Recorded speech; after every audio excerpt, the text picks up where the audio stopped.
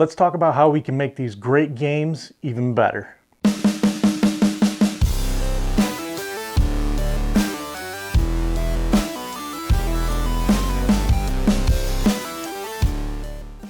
Hey, what's up, Brew Crew? I hope everyone is having a fantastic week. So, I just recently finished up my top 100 games of all time list. And while I was talking about my number one game, I mentioned that it's a game that I'm very tempted to get some upgraded pieces for. So that got me thinking about some of the accessories and upgrades that go along with tabletop gaming. So I decided to shoot out this quick list of some of my favorite gaming accessories. Now, some of these will be for the games themselves, but some will also be upgrades to your game room. Basically, anything that will enhance your tabletop gaming experience, anything except winning, unless you are playing a CCG, that's a tough thing to find at a store. Okay, let's get started. 6. All right, number 6 is one that I like to have for some of my games, and that's custom dice. It's at number 6 because some games already come with really nice dice or have custom symbols, so they can't really be replaced. But there are still a lot of games out there that use just your standard white dice with black pips, and I think we can do better. Obviously, if you play a lot of RPGs, you probably already have a ton of cool dice at your disposal, but I think the board games can really benefit from some nice dice upgrades too. One of the first games that I really started to upgrade was Arkham Horror 2nd Edition. And one of the first upgrades that I added was some new dice with kind of a gray and black marble effect and bright green pips. I think that these look so much cooler than the standard white dice that come with a game. Twilight Imperium uses black D10s for combat, and I went out and bought a set of D10s for each player color in the game. I even picked up a extra fancy orange set for me and a cool marbled purple and black set for Jen because those are our favorite player colors. Unfortunately, no matter how cool the dice are, they still hate me, but we're working on our relationship. We're making progress, I think. And with these custom dice, you can have a couple of options too. You can buy sets specifically to go in a certain game, or you can just buy whatever sets you think look cool and keep them around for whatever game you happen to pull out that just has plain boring dice. Or if you're like me, you can do both. What? I don't have a problem. You have a problem. 5. My number 5 gaming accessory is very nearly a necessity depending on the type of table that you play on, and that's a neoprene mat. We have a gaming table, but we still own a few different play mats, most of which are ones that are small enough that I can roll them up and travel with them. But these make such a huge difference, especially if you're playing anything with cards. If we're playing on a really smooth table and I try to pick up cards, I end up looking like I'm trying to give the table a 10-minute back scratch. Plus, you end up damaging the edges of your cards. I'm not really that precious about my board games, but I'm not in a hurry to destroy them either. So these mats make it so much easier to pick up cards and tokens and pretty much everything off the table. Like I said, I have a couple different styles. I have a couple that are game specific, like ones for Scythe, 878 Vikings, and the new Castles of Burgundy Special Edition. I have a few more of these as well, but basically these are just neoprene versions of the game board. They work very well, and they are also nice to have, but they're also really only good for the game that they were made for. Alternatively, there are these smaller mats that work pretty well for traveling. They're small, light, and inexpensive, and they work just fine if you're playing a game that's just cards, or maybe a very small board game. I do own a couple of these as well, but I don't use these ones too often because a lot of times they're too small to fit a lot of the games that I want to play. Now, personally, if I'm not using my game table, I like to use these. These game mats are from Role Player, and you can find them on Amazon. They have a couple of different sizes. There's a 2x3 foot and a 3x5 foot, so you can get the size you need to fit most of the games you're going to play. These mats are nice and thick, and they have a nice stitched edge, and they have a very non-obtrusive black pattern on the top, so you won't lose your pieces amongst the artwork. I own 2 of the 2x3 mats currently, and I did own one of the 3x5 mats also, but I sold that one to a friend after we got our gaming table. So yeah, I highly recommend these play mats, but you can get whichever style fits your play best. 4, If you've already picked up my number 5, then maybe you'll like my number 4, and that's a wine rack. Now, you can definitely add a wine rack to your game room for the obvious reasons. We may be Beer City, but I enjoy a nice glass of red every now and then also. But another good reason to pick up a wine rack for your game room is to store your neoprene mats. These things have always been kind of a pain in the butt to store because they don't always fit back in the game box. I don't mind just leaving them rolled up in the cardboard tubes, especially for the larger mats.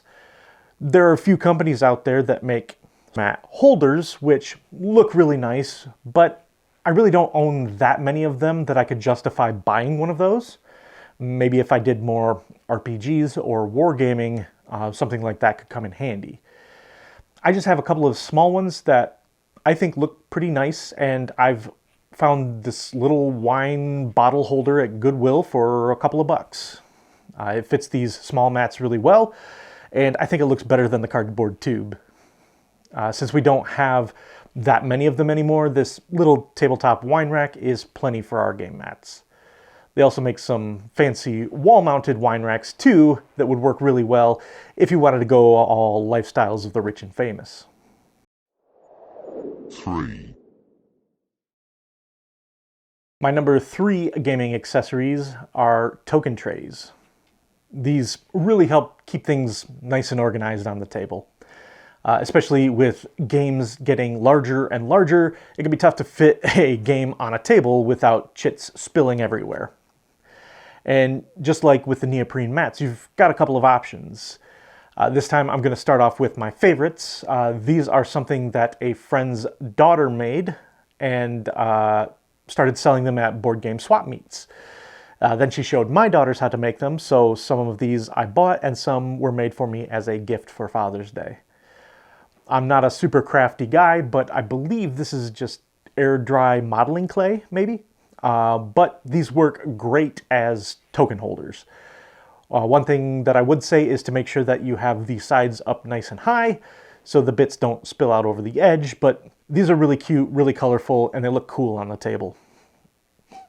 Another option that I use occasionally are these Geekbox containers. These are nice because you can just pop the top back on, put them back in the box. When you're ready to set up, just take them out, take off the lid, and you're ready to go. Very convenient. And the last type that I'd recommend are actually a kind that I don't own yet, but it's the kind with the side snaps. I've got a friend who's got a couple and they look really nice, but what's great is that they can unsnap and lay flat, making them an excellent option for throwing in your game bag or maybe putting in your backpack at a convention. Who says we can't be civilized when playing games at a convention? How very civilized of us. So there you go. To help keep your table neat and organized, token trays. 2, Number 1 and number 2 are pretty much tied in my mind, but for number 2, I'm going with a pretty broad description here of replacement money. I dislike paper money so much, and luckily not a lot of games use it. Cardboard money tokens are fine, they do what they're intended to do, and they don't end up looking like trash like paper money does, but finding a cool way to replace those cardboard tokens is one of my favorite upgrades that you can make to a game. I've got a few options here. I have a couple of game-specific metal coin sets.